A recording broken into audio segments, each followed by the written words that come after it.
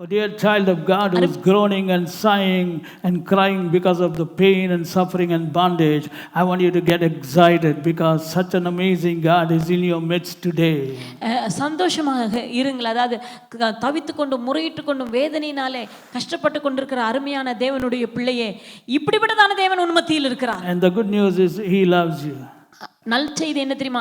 இவர் உன்னை நேசிக்கிறார். And the good news for you is that you are His son.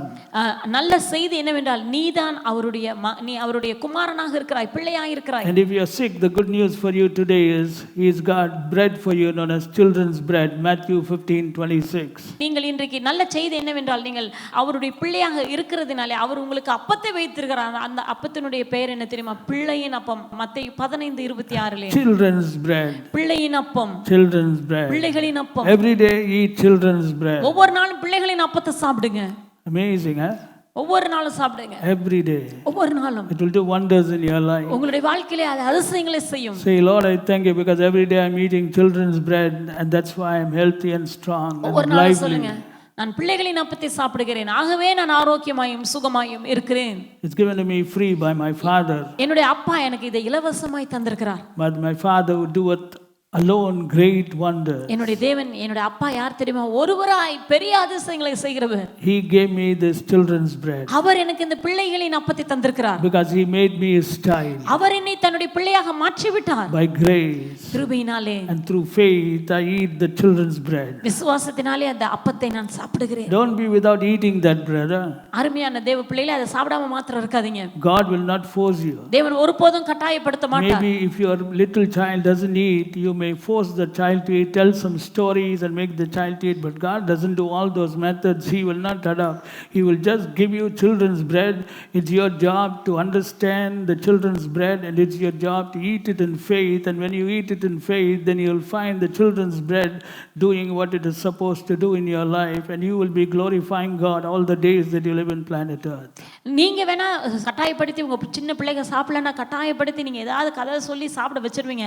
ஆனா ஆண்டவர் அப்படியெல்லாம் செய்ய மாட்டார். அந்த மாதிரி முறைகள் எல்லாம் ஆண்டவர் செய்ய மாட்டார். அவர் நமக்கு அப்பத்தை, பிள்ளைகளின் அப்பத்தை கொடுத்திருக்கிறார். நாம தான் நம்ம செய்ய வேண்டும். நாம் தான் அந்த அப்பத்தை நாம் எடுத்து நாம் சாப்பிடும் பொழுது நாம் அதை புரிந்து கொண்டு விசுவாசத்தோட சாப்பிடணும். விசுவாசத்தோட சாப்பிட்டு அதை உள்ள கிரியை செய்ய விட்டிங்கன்னா ஒவ்வொரு நாளும் அந்த பிள்ளைகளும் நப்போம். தேவனுடைய அன்பினால், பிதாவின் அன்பினால் கொடுக்கப்பட்ட பிள்ளைகளும் நப்போம். செய்ய வேண்டிய காரியத்தை தானாகவே செய்யும், brother. That's why Deuteronomy 8:3, the plan of God is man shall not live by bread alone, but by every word that proceedeth out of the mouth of God doth man live. உபாகமம் 8:3 நாம் பார்க்கிறோம், மனுஷன் அப்பத்தினால் மாத்திரமல்ல கர்த்தருடைய வாயிலிருந்து புறப்படுகிற ஒவ்வொரு வார்த்தையினாலும் பிழைப்பான் என்று எழுதியிருக்கிறது. I know all of you eat physical bread. நீங்க எல்லாரும் நல்ல சரீர பிரகாரமான உணவை சாப்பிடுறீங்க. But are you eating children's bread every day? ஆனா பிள்ளைகளின் அப்பத்தை அனுதினமும் சாப்பிடுறீங்களா? What children's bread, pastor? Pastor, அது என்ன பாஸ்டர் பிள்ளைகளின் அப்பம்? I know children's bread is there. எனக்கு தெரியும் பிள்ளைகளின் அப்பம் இருக்கு. But where it is I don't know. அது எங்க இருக்கு அது எனக்கு தெரியல. Where it is here, is it in the word? அது எங்க இருக்குதா இல்ல வார்த்தையில இருக்குதா? Which word is it? எந்த வார்த்தையில இருக்கு? How do I take it and eat it? எப்படி நான் அதை எடுத்து சாப்பிட முடியும்? I don't know, pastor. தெரியல பாஸ்டர். I don't know. எனக்கு தெரியல பாஸ்டர்.